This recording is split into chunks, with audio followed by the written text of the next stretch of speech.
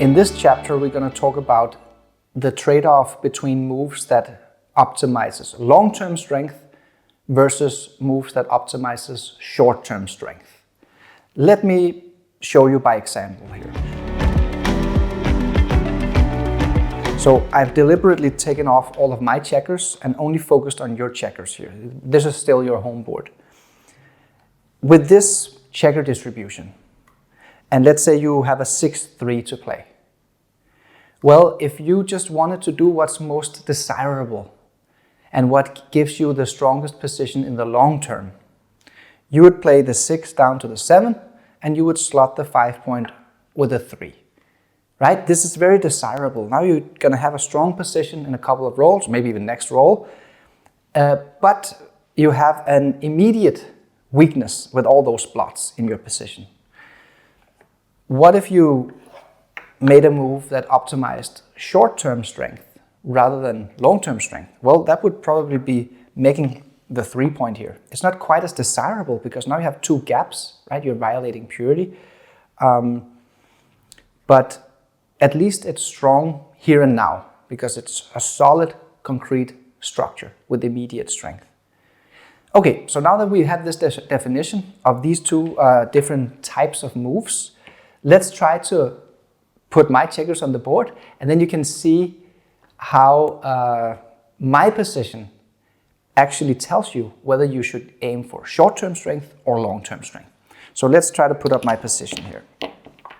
Let's say I have a 3-point board with a blot in it, and I have 4 on the 8, and then I have the rest on the midpoint. Okay, so this is a holding game position because I've achieved full freedom.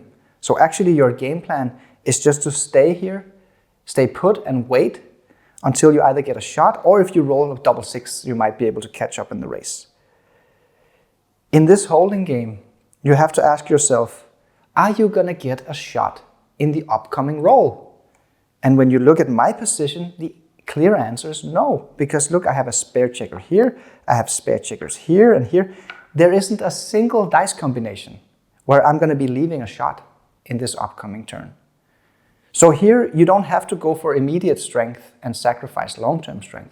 Here you should just play pure and desirable and aim for long-term strength.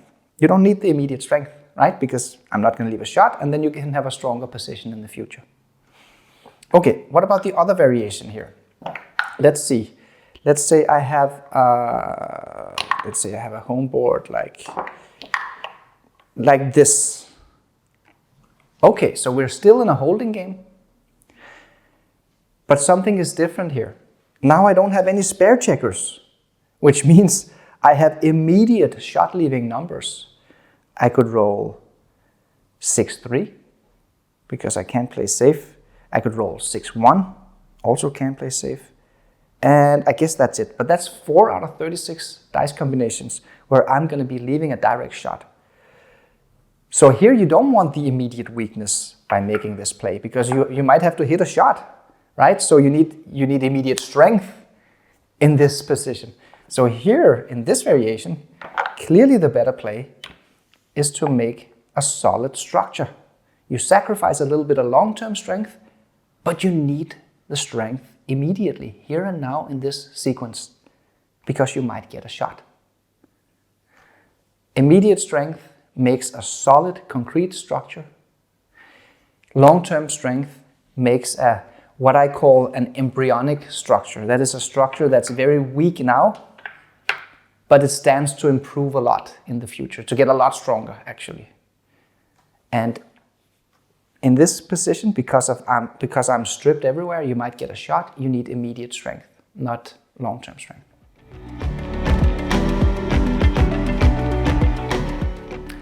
Let's have a look at another position here where the idea of maximizing immediate strength or long-term strength is very relevant.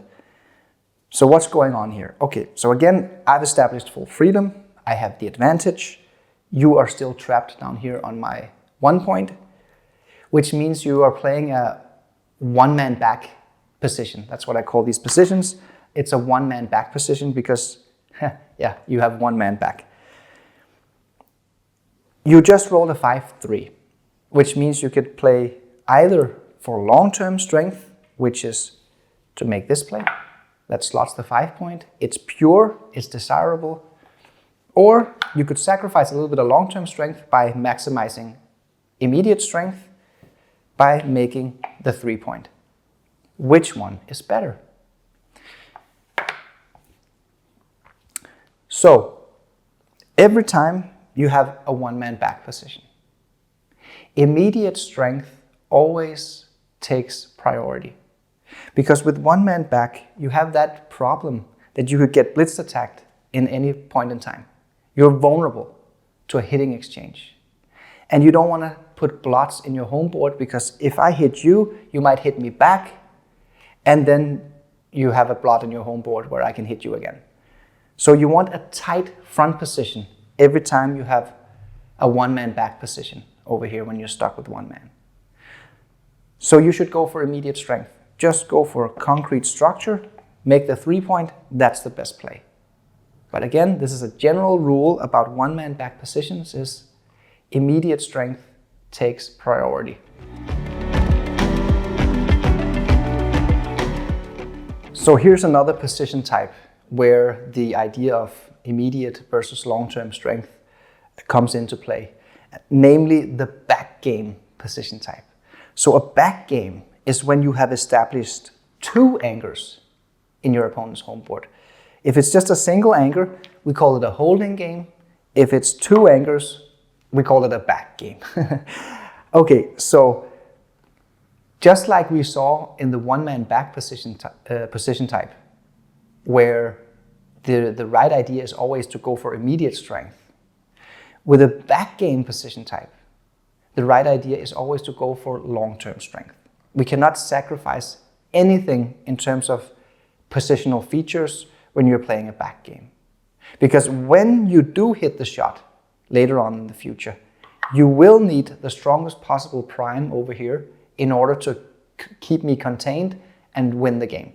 If you have gaps in your prime, if it's not pure, if you're not utilizing your checkers well in order to form a prime structure, forget about it. You're not going to win. So it's really important when you're playing a backgammon that you do not compromise the fundamental principles of checker utilization, purity, and flexibility. Again, you have a 5-3 to play. Do you go for immediate strength and make the 3 point? No, right? You're not gonna hit a shot now. Actually, if you had a shot, you might not even hit, you might wait because you're not ready yet. You're playing a backgammon. So here, when you're playing a backgammon, we definitely maximize long-term value and just play what is desirable, which is to slot the 5 point first and foremost, and then the best 5 is to come down. You could also slot the 3 point as well. It's also a reasonable move. But what you don't want to do is play impure and make the 3 point. You have absolutely no reason to go for immediate strength here. Go for long-term strength. Right? So in back games, we always play desirable and go for long-term strength.